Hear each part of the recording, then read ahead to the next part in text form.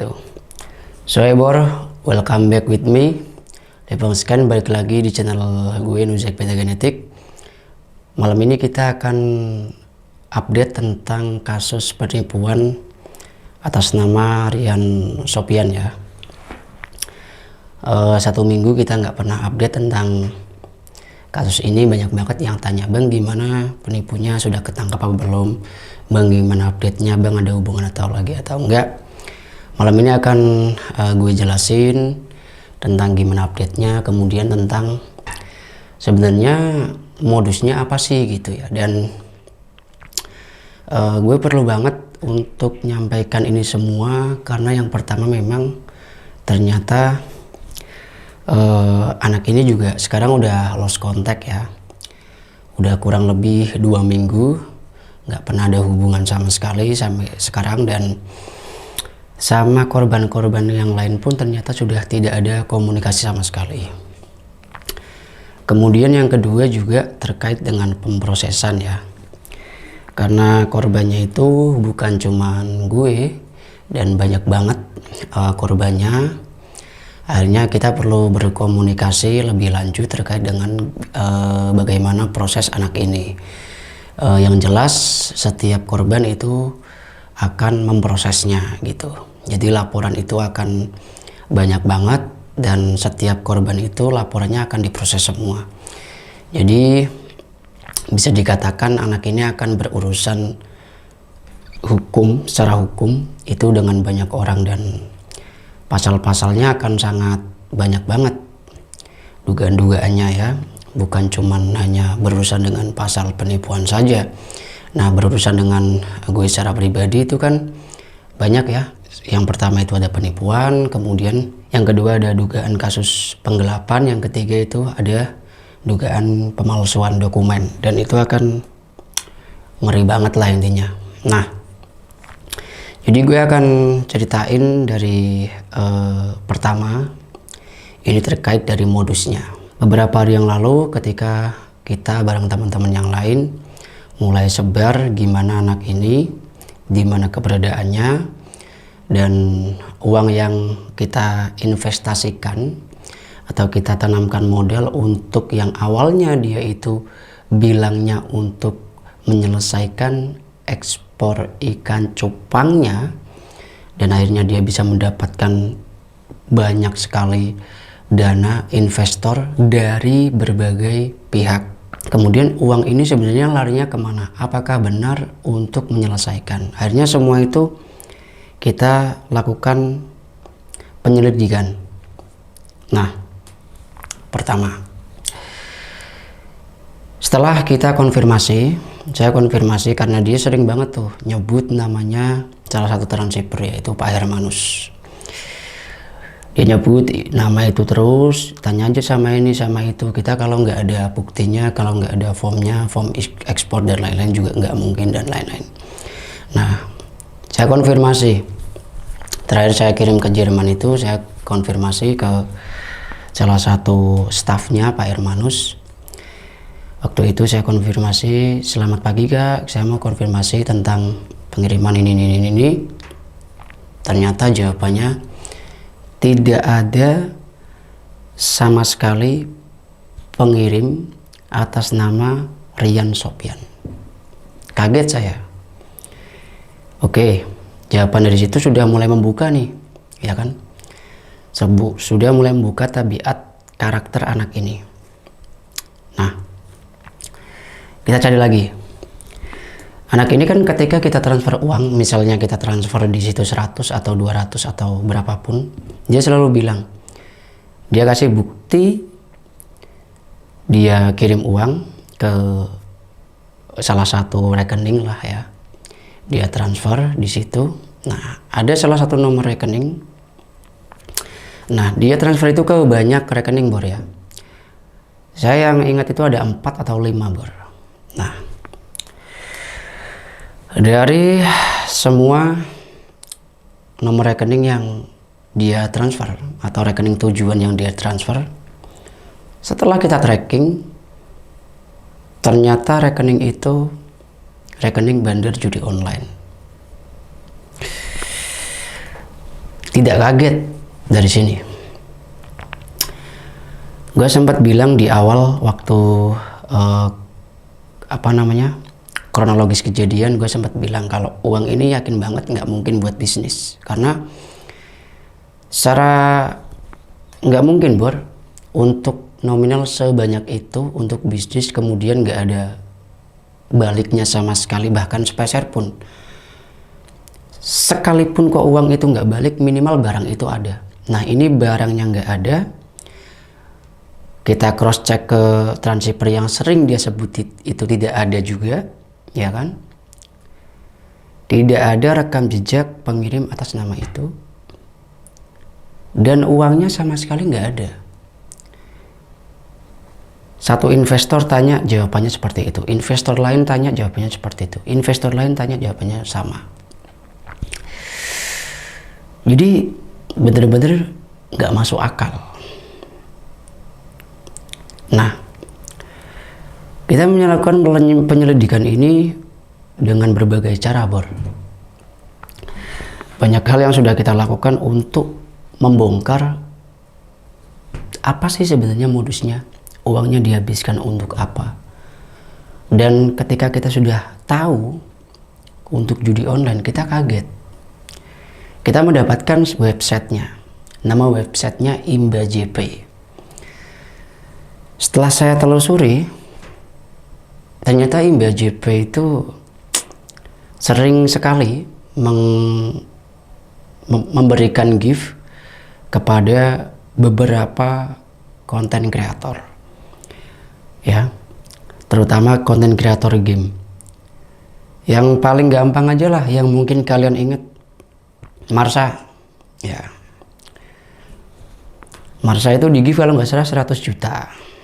Terus siapa itu yang back di TikTok yang viral itu, dia juga di gift.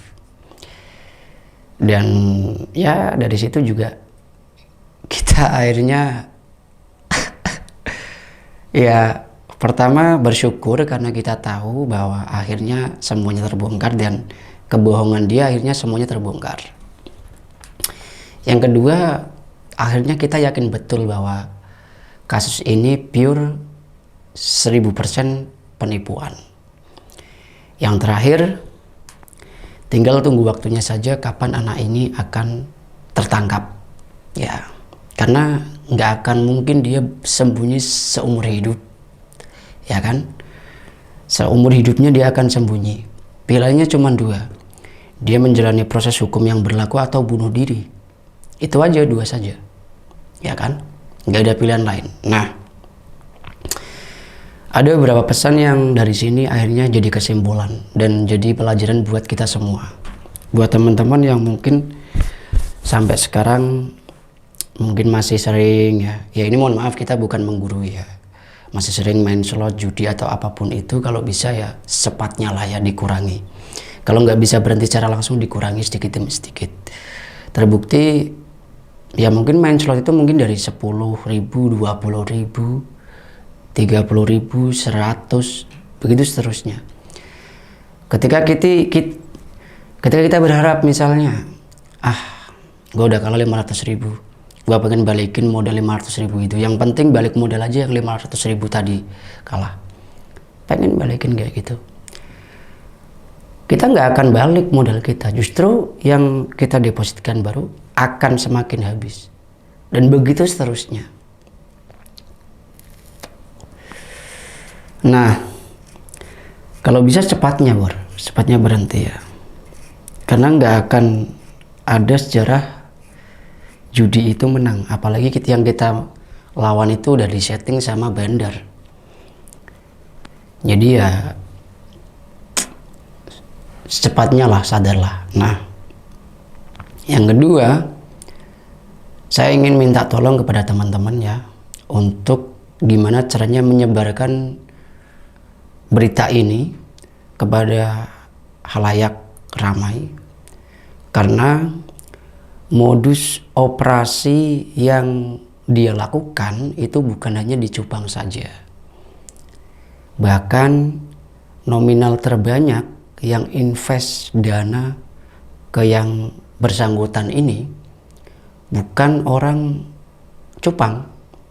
Dia punya bisnis, dia punya bisnis di luar cupang dan nggak tahu tentang cupang, basicnya nol, tapi dia istilahnya mau invest dan akhirnya malah sedalam itu sampai nominalnya 2,1 M, ya kan. Dan ternyata memang banyak sekali dia sebar postingan di grup-grup bisnis yang non cupang ya, dengan berbagai rayuan maut lah, ya kan. Tenor cuma ya dia kasih berapa pembagiannya, berapa lama dia proses dan lain-lain, semuanya dia berikan, ya kan. Kenapa orang bisa yakin, ya kan? Nah, di sini Bor yang jadi susahnya, dia sudah pernah foto atau bertemu secara langsung. Nah, yang susah di sini Bor, masalahnya anak ini kan sudah pernah ketemu dengan, ya gue bisa sebut orang-orang yang mempunyai popularitas lah di cupang, seperti misalnya konten kreator, player, joki atau yang lainnya, ya kan. Nah, ketika dia ketemu, dia mengabadikan momennya dengan foto, dia upload di sosial media. Hal itu yang akhirnya jadi legitimasi untuk anak ini untuk melancarkan modusnya dengan mulus. Orang akan yakin karena anak ini sudah foto sama orang-orang tersebut, ya kan. Dan akhirnya hal itu yang membuat orang-orang yang mau invest dana itu begitu yakin. Padahal semua yang dia omongkan itu semuanya is full of shit, bullshit semua, omong kosong, gak ada yang sesuai. Mulai dari bisnis ekspor gak ada, kita cross check gak ada, ya kan. Dia mau mencarikan dana, dia harus transfer ke rekening pihak ketiga, ya kan. Mulai dari situ aja sudah nggak benar, ya kan. Nah, ternyata yang ditransfer itu rekening judi online. Dulu gue berprasangka gini Bor, oh mungkin anak ini melakukan transaksi menggunakan calo mungkin. Nah, calo ini yang menyelesaikan semuanya. Gue dulu nyangkanya itu Bor. Jadi misalnya ada salah satu calo, dia punya buyer di Meksiko. Nah, akhirnya calo ini ngubungin Rian. Rian menyelesaikan, di situ PO-nya 17.000, yang selesai 11.000 atau 12.000. Kekurangannya karena uangnya sudah masuk, ya kan, nggak bisa ditarik sebelum dia kembalikan dana ini. Yang sisanya ini, yang kurangnya ini, baru setelah dia kembalikan uang bisa tarik. Mungkin seperti itu. Ternyata enggak. Ternyata rekening pihak ketiga yang dia transfer ternyata rekening judi online. Ya, bagi gue di sini sebuah penghinaan lah ya. Jujur dia datang ke sini itu gue nggak berbicara soal bisnis apapun dari hari sebelum dia datang ke sini, ya kan. Cuman silaturahmi aja, gue terima dengan baik, ya kan. Bahkan gue ajak makan, ya kan. Gue ajak dia ngobrol, gue ajak dia ke rumah, kenalin ke keluarga dan lain-lain. Tapi hal seperti ini yang buat gue bener-bener kecewa sampai sekarang, ya kan. Nah, yang gue takutkan itu dengan apa yang dia miliki saat ini, seperti akun Instagram yang followernya begitu banyak, walaupun hasil beli ya, followernya 270.000, tapi kalau posting yang nge-like cuma 12 orang, dengan hasil foto dengan ya orang-orang yang mempunyai istilahnya popularitas di dunia percobangan. Dia rayu dengan itu karena anak ini licin betul Bor. serius, licin betul. Ya kan? Dulu dia masih bisa berkilah kalau dia masih kooperatif. WhatsApp masih dibales, di telepon masih diangkat. Sekarang dia udah nggak berani. Karena udah kebongkar modusnya. Nomornya diganti, sekarang udah nggak bisa dihubungin. Ya, jadi pertanyaan itu mungkin sudah terjawab dengan adanya video ini. Bahwa anak ini masih sampai saat ini menjadi residivis daftar pencarian orang dengan dugaan penipuan dan hal yang lain.